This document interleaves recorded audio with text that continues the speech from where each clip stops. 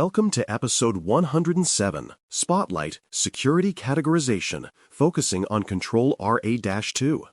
Before an information system is designed or operated, its data and mission must be categorized. Categorization defines how important the system truly is, guiding every downstream security decision. It sets the baseline for which controls apply, how much assurance is required, and where the organization accepts risk. Without this step, programs either overspend on low-value systems or underprotect high-impact ones. Categorization ensures proportional protection, enough to defend what matters most without wasting effort on what does not. It is the first act of intentional design in the entire security lifecycle. Building on that foundation, the process begins with identifying the information types and missions the system supports.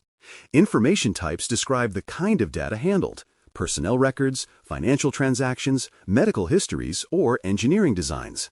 Mission functions capture what those data enable, such as payroll processing, patient care, or national defense operations. For example, a payroll application may process personally identifiable information tied directly to an organization's financial obligations. Mapping these types and missions reveals what is truly at stake if confidentiality, integrity, or availability were lost. This clarity grounds categorization in the system's real-world purpose rather than in technical abstraction. Determining worst-case credible impact levels follows naturally. This step asks, what would happen if the system completely failed in confidentiality, integrity, or availability? Credible means realistic, not catastrophic beyond reason.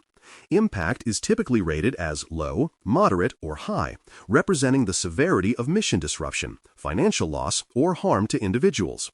For example, exposure of classified data might be high for confidentiality, while the same system's integrity failure could be moderate. Thinking through these scenarios transforms risk into measurable consequence. It pushes teams to confront uncomfortable questions before design begins, preventing blind spots that only emerge under stress. After defining drivers, analysts record assumptions, constraints, and dependencies. Assumptions capture expectations, such as network isolation will limit exposure, while constraints outline known limits, like budget or technology choices. Dependencies describe systems or services that the categorized system relies on for function or protection. Documenting these factors clarifies the context behind each impact judgment. If assumptions later change, say a network becomes public, the categorization can be revisited intelligently. Recording this background prevents misunderstanding and creates a trail of reasoning that supports later reviews or audits. Transparent documentation builds confidence that impact levels were reasoned, not arbitrary. From there, alignment among boundary, scope, and inheritance keeps categorization accurate. The system boundary defines where the system begins and ends. Scope defines what components and data fall inside that boundary, and inheritance specifies which protections come from shared infrastructure. Misalignment among these elements can skew categorization. For instance, treating a hosted application as isolated when it relies on shared cloud controls might duplicate effort or overlook exposure. Aligning boundary and inheritance ensures consistency between technical architecture and security posture. It avoids gaps where responsibilities fall between teams and helps auditors trace coverage cleanly across organizational lines. Documenting rationale for chosen impact levels anchors the process in defensible reasoning. A clear explanation should describe why confidentiality, integrity, and availability were each rated as they were. For example, confidentiality is rated high due to inclusion of Social Security numbers. Integrity is moderate because errors can be detected through reconciliation. Availability is moderate due to acceptable downtime limits. This narrative supports transparency, especially when stakeholders challenge results. Written rationale also helps future reviewers understand decisions made under different circumstances. Without it, categories become mere numbers, meaningless outside their original context.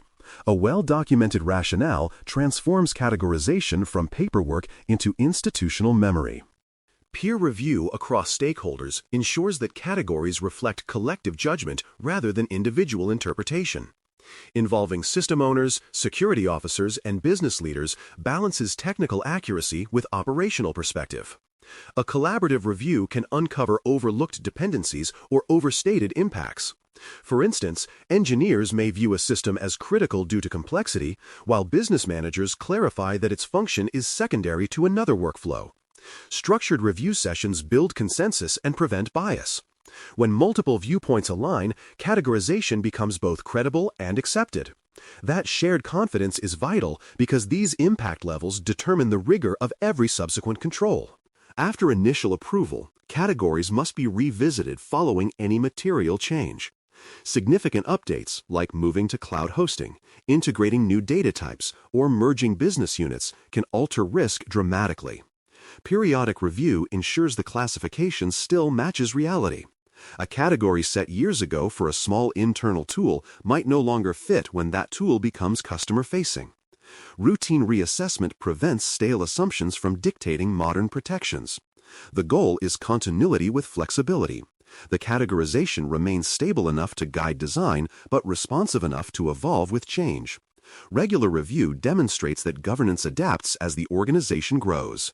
Evidence of the categorization process must be preserved, including forms, approvals, and version history.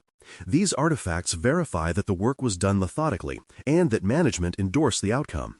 Version control logs changes and dates, showing when and why updates occurred. Audit teams often request this evidence to confirm that impact levels were established and maintained properly. For instance, a form signed by the authorizing official with timestamps and review notes demonstrates accountability. Keeping this record is more than compliance. It proves maturity. It shows that the organization treats categorization as a living process with traceable oversight. Common pitfalls can still undermine the exercise if not guarded against. Copy-pasting categories from another system or using generic templates without analysis leads to false confidence. Optimistic bias, where teams rate impacts lower to simplify control requirements, is another danger. Both shortcuts produce gaps that surface only during incidents. Avoiding these traps requires discipline and courage, acknowledging that high-impact ratings mean more work but also more safety. Authentic categorization demands honesty about consequence. The purpose is not to minimize effort, but to match protection with potential harm. Integrity in this step defines the credibility of the entire program. Metrics then measure adherence to recategorization cadence and quality of supporting documentation. Tracking how often categories are reviewed and how thoroughly rationals are updated shows whether governance is alive or stagnant. For example, if no system has been revisited in 2 years despite major architectural change, that signals drift. Measuring adherence creates accountability. Metrics can also highlight improvement, such as reduced time from change detection to category update. These indicators prove that categorization is not a one-time compliance checkbox, but a continuous discipline that evolves with the environment it protects. In conclusion, security categorization anchors every decision that follows in the risk management framework. Control RA-2 ensures that security is built on an informed foundation, not assumption or habit. By defining what matters, why it matters, and how much loss is acceptable, categorization turns abstract governance into operational direction. Every control, budget, and policy depends on getting this first step right. When done with care, it aligns protection to mission value, ensuring that security investments safeguard what truly counts, the systems and information that carry the organization's purpose forward. Thanks for listening. For more audio courses, daily newsletters, and more, please visit baremetalcyber.com.